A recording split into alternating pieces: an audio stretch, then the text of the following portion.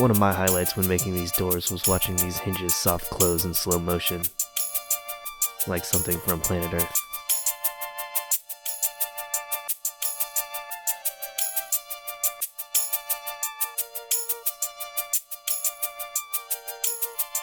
What a treasure!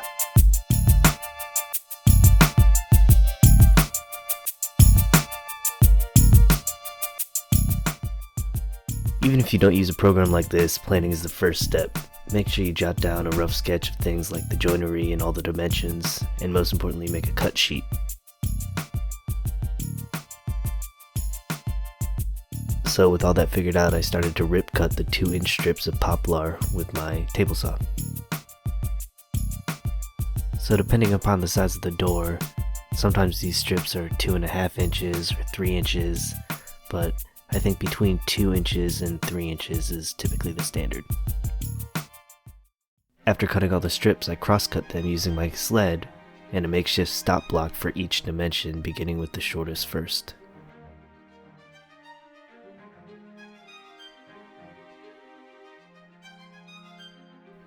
And while I finished doing that, you should know that there are 3 parts to the shaker-style cabinet doors. Rails, the horizontal pieces, stiles, the vertical pieces, and the center panel.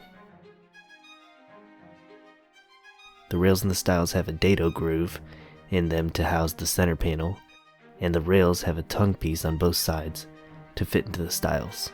To keep everything organized, I took the time to knoll my pieces by laying them out grouped by dimension and parallel to each other. Not only does it look nice, it really helps prevent cutting errors in projects like this. To make the dados, I raised my blade to 3/8 of an inch and did my best to center the initial cut on a test piece from the cutoffs of the last step. Then I ran each piece through the saw.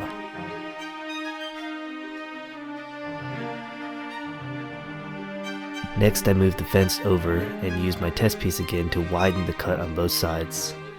Once I had the fence set correctly and tested the 1/4 inch panel to fit, I could take all my pieces and run them through the saw again on both sides.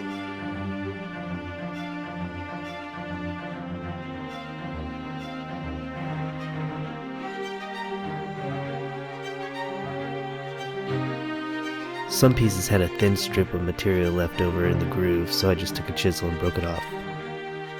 Next, I had to set up the crosscuts for the tongues on the rails, so I measured the depth of the groove and set a stop block the same distance from my blade,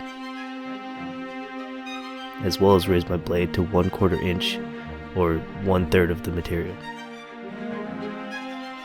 Then I could make the cuts on the test piece again to make sure I had all those settings dialed in correctly. And then I made the cuts and dry fit all of the doors. Next, I disassembled and sanded each piece using this method of gluing a sheet of sandpaper to a board and running each piece over it.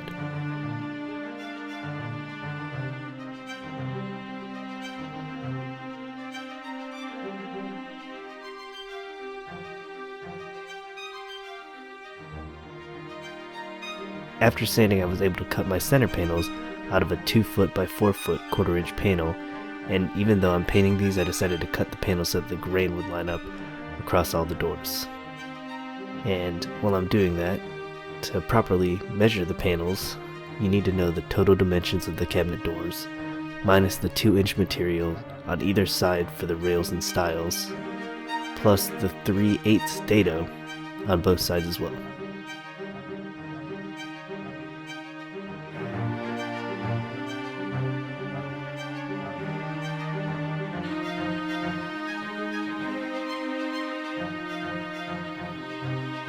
So 11 inches wide minus 4 inches for the stiles plus 3/4 inches for the dados gave me 7 1/4 inch wide and then 13 1/4 inch tall. With all the pieces cut, I dry fit them first to make sure that everything was right and then started to glue them together.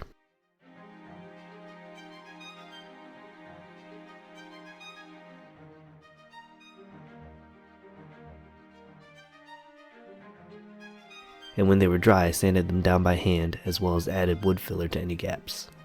Next, I used this awesome hinge jig by Craig that allows you to drill a perfect recess for the standard European style hinges, as well as the 2 holes for the screws.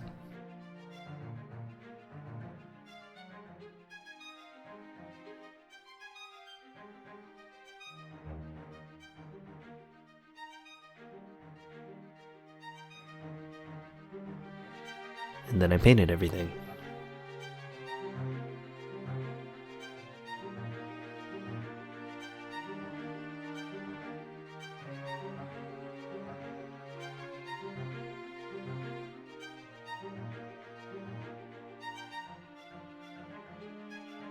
These doors are actually going into my sister's house to replace these doors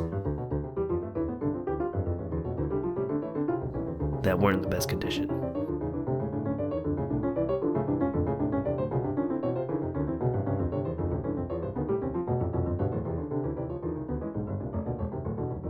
So before I installed the doors, I replaced the bottom half of the face frame and painted the entire carcass.